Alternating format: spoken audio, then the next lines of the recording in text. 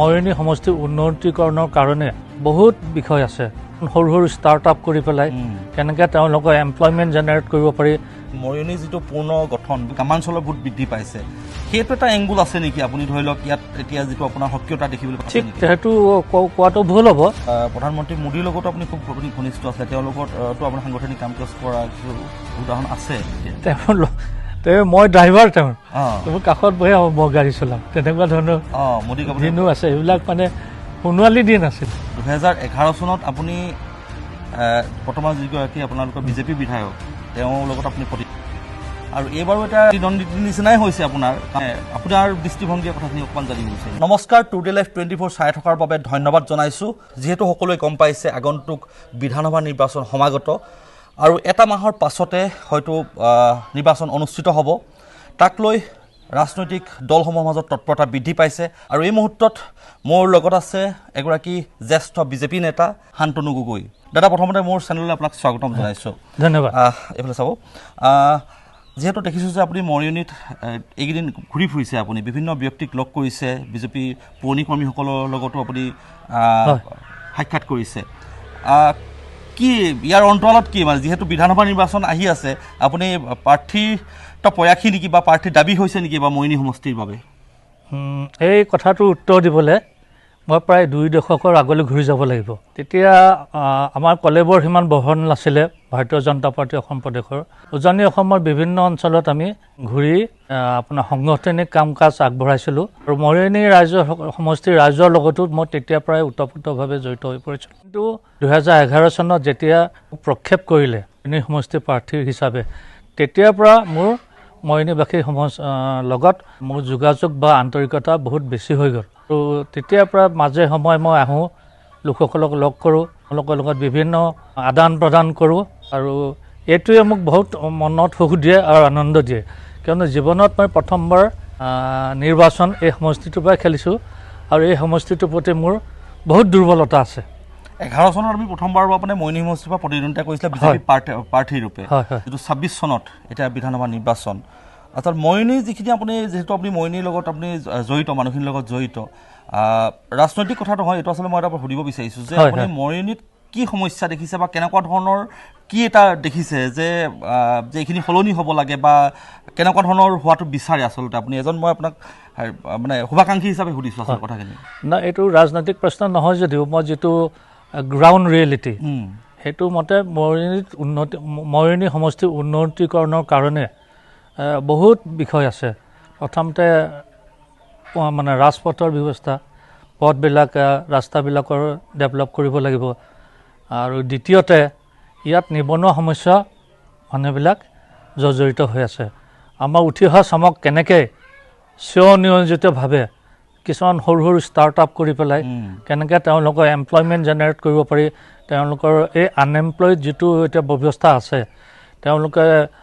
যিটো দুৰ্বিহ জীৱন যাপন কৰা বুলিয়ে ক'ব লাগিব সেইটোৰ পৰা তেওঁলোকে ইকনমিকেলি তেওঁলোকক কেনেকৈ আগুৱাই নিব পৰা যায় সেই বিষয়ে মোৰ মাষ্টাৰ প্লেন আছে আৰু মই ভাবোঁ সেইটো এটা প্ৰাধান্য দিয়া বিষয় তাৰ উপৰিও আমাৰ ইয়াত স্ক'পবিলাকৰ ভিতৰতে টুৰিজিমটো বৰ ডাঙৰ এটা স্ক'প আছে গিবন অৰণ্যখন ৱৰ্ল্ড ফেমাছ হয়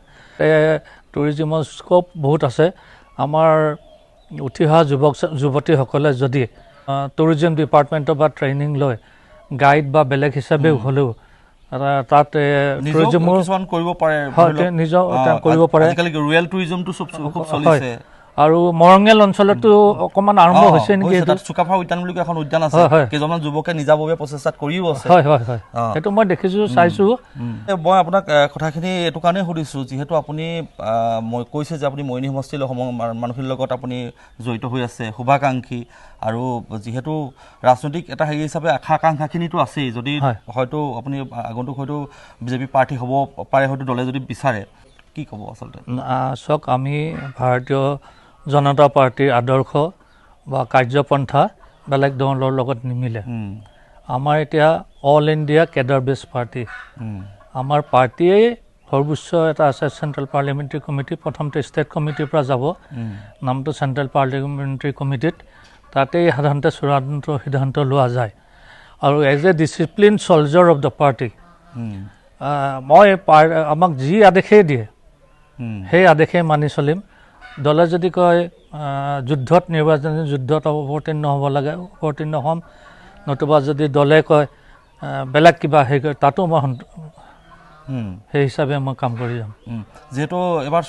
এটা চৰ্চা হৈছে যে মৰিয়নি যিটো পূৰ্ণ গঠন যিটো পূৰ্ণ নিৰ্ধাৰণ এটা হ'ল তাৰপিছত ভোটাৰ বৃদ্ধি পালে প্ৰায় 41,000 ভোট বৃদ্ধি পাইছে আৰু আগতে ভোট আছিলে 1,23,000 কিমানটা ভোট আছিলে এতিয়া ভোট গৈ পিনি আপোনাৰ প্ৰায় 1,64,000 পৰ্যায়ত পাইছেগৈ আৰু ইয়াত আপোনাৰ চাহ জনগোষ্ঠীৰ যিটো আচলতে কোৱা হয় যে নিৰ্ণায়ক ভূমিকা লয় এতিয়া এবাৰ গ্ৰামাঞ্চলৰ ভোট বৃদ্ধি পাইছে সেইটো এটা এংগুল আছে নেকি আপুনি ধৰি লওক ইয়াত এতিয়া যিটো আপোনাৰ সক্ৰিয়তা দেখিবলৈ পাইছে তাৰ কিবা এটা তেনেকুৱা ধৰণৰ এটা এংগুল আছে নেকি সেইটো কোৱাটো ভুল হ'ব তথাপি ডিলিমিটেশ্যনৰ পিছত জনবিন্যাসটো যে সলনি হৈছে এইটো চবেই গম পাইছে আৰু কিছুমান ক্ষেত্ৰত এই জনবিন্যাসৰ কথাটো এটা ফেক্টৰ হয় এইটো অনস্বীকাৰ্য নিশ্চয়কৈ আচলতে আমি এই কথাখিনি পাতি আছোঁ কাৰণ দলে কাক প্ৰাৰ্থিত্ব দিব বা কি কৰিব সেইখিনি আপোনাৰ পিছৰ পৰ্যায়ত আমি গম পাম কিন্তু যিহেতু মৰিয়নি সমষ্টিৰ কাৰণে তেওঁ ওলাই আহিছে 2011 চনত মই কৈছোঁ যে 2011 চনত তেওঁ নিৰ্বাচনী পৰা খেলিছিলে তাৰ সেই 11 চনৰ পৰিৱেশটো কেনেকুৱা আছিলে ধৰি লওক তাৰ সেই বিষয়ে আমি অকণমান এই মুহূৰ্তত আমি যদি উনুকিয়াই যাব পাৰোঁ ধৰি লওক তেতিয়া আপোনাৰ প্ৰতিদ্বন্দ্বী কোন আছিলে 2011 চনত সেই সময়তো পৰিস্থিতি বেলেগ আছিলে বৰ্তমানৰ বিধায়কজনে তেতিয়া আৰু যদি কোনোবা আপুনি হেৰিয়ত হেৰি হৈছিলে তেতিয়া কিন্তু আপুনি যেতিয়া আপুনি এটা কথা সুধিব বিচাৰিছোঁ বিজেপিৰ সেই যি 11 চনৰ যিটো পৰিৱেশ আজি সেইটো পৰিৱেশ নাই আকাশ পাতাল পাৰ্থক্য সেইটো আপুনি কেনেকৈ ধৰণে চায় যে বিজেপি কেনেকৈ ধৰণৰ কষ্ট কৰি আপোনালোকে কৰিছিলে আপুনি বহুত জ্যেষ্ঠ এজন নেতা আপুনি দিল্লীতো আপোনাৰ ভাল এটা ভেটি আছে আপোনাৰ কি ক'ব কেনেকুৱা ধৰণৰকৈ আগবাঢ়িছে বিজেপি ইংৰাজীত এটা কথা আছে one has to keep pace with time মানুহ সময়ৰ লগত গতিৰ লগতে নিজৰ মিলাই আপোনাৰ আগবাঢ়িব লাগিব যদি আমি সময়ৰ গতিৰ লগত নিজকে আগবঢ়াই নিব নোৱাৰোঁ তেতিয়াহ'লে আমি অকলশৰীয়া হয় আৰু কিছুমান ক্ষেত্ৰত আমি চাইডলাইনো হৈ যাব পাৰোঁ গতিকে এতিয়া বৰ্তমান সময়ৰ আহ্বান হ'ল আমাৰ দিনত যিবিলাক আছিলে কাৰ্যকৰ্তা আছিলে সাধাৰণ জেনেৰেল কোৱালিফিকেশ্যন থকা এতিয়া পাৰ্টিত বহুত চেঞ্জ হৈছে আজিকালি নতুন যুৱ মৰ্চাত মাষ্টাৰ ডিগ্ৰী থকা PhD থকা ল'ৰা ছোৱালী আহিছে তেওঁলোকে ডিজিটেল ছায়েন্সৰ প্ৰতি এক্সপাৰ্ট হয় তেওঁলোক আৰু তেতিয়া দিনত আৰু আজিৰ দিনত হ'ল এতিয়া নাও everything is a global village এখন গ্ল'বেল ভিলেজ ইয়াত কি হৈ আছে আমেৰিকাত থকা গাঁও এখনৰ মানুহে গম পায় আমেৰিকাত গাঁও এখনত কি হৈ আছে আমি আজি গম পাওঁ গতিকে বিজ্ঞান আৰু প্ৰযুক্তিবিদ্যাৰ উন্নতিৰ লগে লগে আমাৰ গোটেই ছিষ্টেমটো চেঞ্জ হৈ গৈছে আৰু ভাৰতীয় জনতা পাৰ্টি আমাৰ ট্ৰেডিশ্যনেল ভেলুবিলাক ৰাখি আমি মডাৰ্ণাইজো কৰি আছোঁ পাৰ্টিটোক গতিকে সেইকাৰণে আজি ভাৰতীয় জনতা পাৰ্টি পৃথিৱীৰ ভিতৰতে এটা ডাঙৰ ৰাজনৈতিক দল হিচাপে পৰিগণিত হৈছে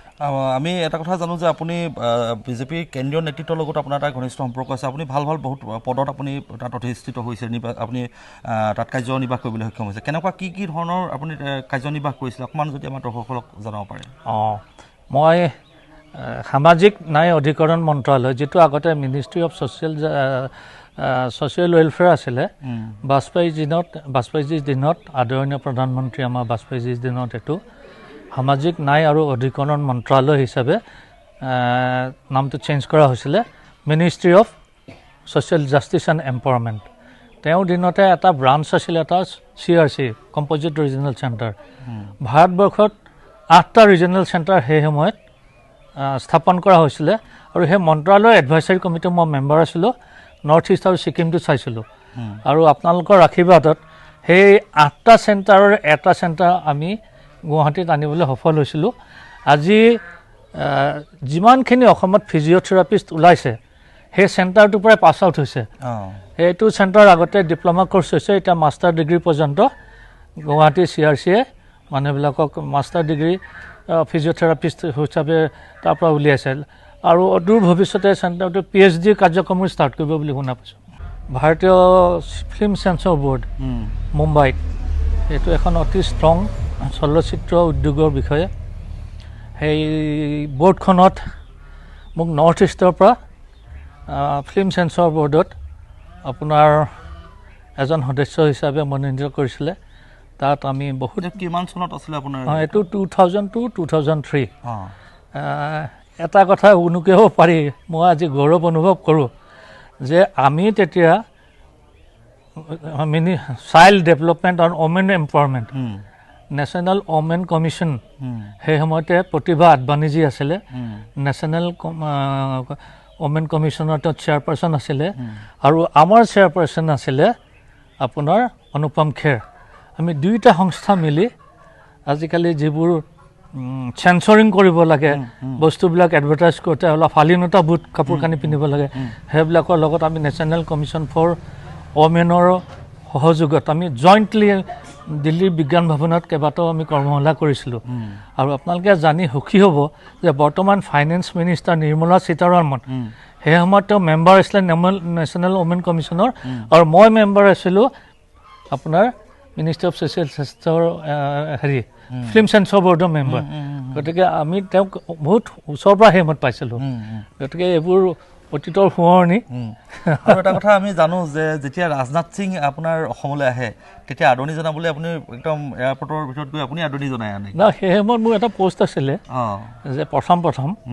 যে মই ষ্টেটৰ প্ৰট'কলটো আৰু ছিকিউৰিটি চাইছিলোঁ কিন্তু পৰ্যায়ক্ৰমে তেখেতৰ লগত মোৰ এটা আত্মিক এটা মানে সম্বন্ধ স্থাপিত হ'ল সেইটো নট পলিটিকেল এটা ইম'চনেল বণ্ডিং বুলি কোৱা হয় গতিকে তেওঁ মোৰ নিজৰ ডাঙৰ ককাই নিচিনা বহুত কথা শিকিছোঁ আমাক মানে ঘঁহি পিহি সেই কৰা মানুহ আমি নৰ্থ ইষ্টৰ পৰা প্ৰথমতে যাওঁতে হিন্দীটো ভাল নাছিলে হিন্দী ডেভেলপ কৰিবলগীয়া হৈছে আৰু ৰাষ্ট্ৰীয় ভাষা কেনেকৈ কথা পাতিব লাগে এতিয়াও শিকি আছোঁ হিন্দী এতিয়াও মোৰ সিমান পৰিষ্কাৰ নহয় কিন্তু শিকি আছে সেইটো চেষ্টা কৰি আছে ভাল কৰিবৰ কাৰণে যিহেতু নেশ্যনেল যিহেতু ভাৰতীয় সৰ্বভাৰতীয় পৰ্যায়ত আপুনি যিহেতু এগৰাকী নেতা হিচাপে তাত আছে আৰু তাৰ লগতে আৰু এটা কথা জানিব বিচাৰিছোঁ বিজেপিত আপোনাৰ কিমান চনত আপোনাৰ মানে জইন কৰিছিলে মই আনঅফিচিয়েলি 92 পৰা কৰি আছিলোঁ কিন্তু অফিচিয়েল এটা কি হ'ল মোৰ আমাৰ বহী এখন হেৰাই গৈছিলে সেইকাৰণে আকৌ মই ৰিনিউৱেল কৰিব লগা হ'ল 96ত সেই সময়ত বহুত ষ্ট্ৰিক্ট আছিলে সেই সময়ত 3 বছৰ কৰিলেহে এজন মেম্বাৰে এক্টিভ মেম্বাৰশ্বিপ পাইছিলে গতিকে মই এক্টিভ মেম্বাৰশ্বিপ 96ৰ পৰা মই কৰিছোঁ মানে পাৰ্টিৰ এক্টিভ মেম্বাৰ আপুনি প্ৰধানমন্ত্ৰী মোদীৰ লগতো আপুনি খুব ঘনিষ্ঠ আছিলে তেওঁৰ লগততো আপুনি সাংগঠনিক কাম কাজ কৰা কিছু উদাহৰণ আছে কেনেকৈ ধৰণে আপুনি পাইছিলে তেখেত সাংগঠনিক মহামন্ত্ৰী আছিলে ভাৰতীয় জনতা পাৰ্টীৰ আৰু সেই সময়ত ষ্টেট প্ৰট'কলত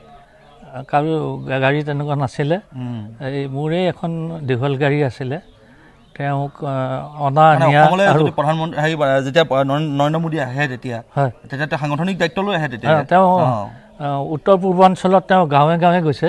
আৰু হেৰি হৈছে তেতিয়া আপোনাৰ গাড়ীখন লৈ যায় তেতিয়া তেওঁ মই ড্ৰাইভাৰ তেওঁৰ কাষত বহি মই গাড়ী চলাওঁ তেনেকুৱা ধৰণৰ দিনো আছে এইবিলাক মানে সোণোৱালী দিন আছিল সোণোৱালী দিন হয় নিশ্চয়কৈ এতিয়া ভাৰতৰ প্ৰধানমন্ত্ৰী নৰেন্দ্ৰ মোদী আৰু তেওঁৰ লগত কটোৱাৰ সেইবিলাক আচলতে স্মৃতিবিলাকে কেতিয়াবা স্মৃতি কাতৰ কৰি তুলিছে নষ্টালজিক হৈ পৰিছে মই নিজকে বহুত ভাগ্যৱান বুলি ভাবিছোঁ যে এনেকুৱা এটা সুযোগ যে পাইছিলোঁ এসময়ত যে যিহেতু এতিয়া আপুনি মইনী সমষ্টিৰ আপোনাৰ এটা আশা লৈ আপুনি আহিছে বা দলে যদি আপোনাক দিয়ে আপুনি নিৰ্বাচন খেলিব 2011 চনত আপুনি ৰূপজ্যোতি কুৰ্মীৰ লগত বৰ্তমান যিগৰাকী আপোনালোকৰ বিজেপি বিধায়ক তেওঁৰ লগত আপুনি প্ৰতিদ্বন্দ্বিতা কৰিছিলে আৰু এইবাৰো এটা প্ৰতিদ্বন্দ্বীৰ নিচিনাই হৈছে আপোনাৰ আপুনিও আশা কৰিছে এটা কি ভাবিছে এই কথাটো মানে আপোনাৰ দৃষ্টিভংগীৰ কথাখিনি অকণমান জানিব বিচাৰিছোঁ মোৰ এটা সৰু চেণ্টেন্সতে শেষ কৰি দিব বিচাৰিছোঁ দলীয় সিদ্ধান্তই সেই সিদ্ধান্ত তাত একো কণ্ট্ৰভাৰ্চি নাই একো ক'বলৈ নাই যদি কাইলৈ হয়তো আপোনাক যদি প্ৰাৰ্থীত দিয়ে আপুনি সেইটো গ্ৰহণ কৰি ৰাইজৰ সেৱাত মনোনিৱেশ কৰিব আৰু যদি ৰূপজ্যোতি কুৰ্মীয়ে যদি টিকট পায় বা অন্য কোনোবাই টিকট পালেও আপুনি দলৰ কাৰণে কাম কৰিব সেইটোৱে আপোনাৰ নিশ্চয়কৈ হয় নিশ্চয়কৈ আমি ইমানখিনি কথা পাতিলোঁ বিজেপিৰ এগৰাকী জ্যেষ্ঠ নেতা শান্তনু গগৈৰ লগত বিধানসভা নিৰ্বাচনলৈ যিহেতু কেইটামান মাহ এটা মাহৰ পিছতে বিধানসভা নিৰ্বাচন অনুষ্ঠিত হ'ব ইতিমধ্যেই নিৰ্বাচন হ'ব ভাৰতীয় নিৰ্বাচন আয়োগ অসমত আহি গৈছে হয়তো এপ্ৰিলৰ প্ৰথমাৰ্ধতে হয়তো হ'ব পাৰে নিৰ্বাচন হ'ব পাৰে আৰু এইগৰাকী আহিছে তেওঁ বিজেপিৰ লগত দলীয় কৰ্মীসকলৰ লগত কথা পাতিছে সুখ দুখৰ তেওঁৰ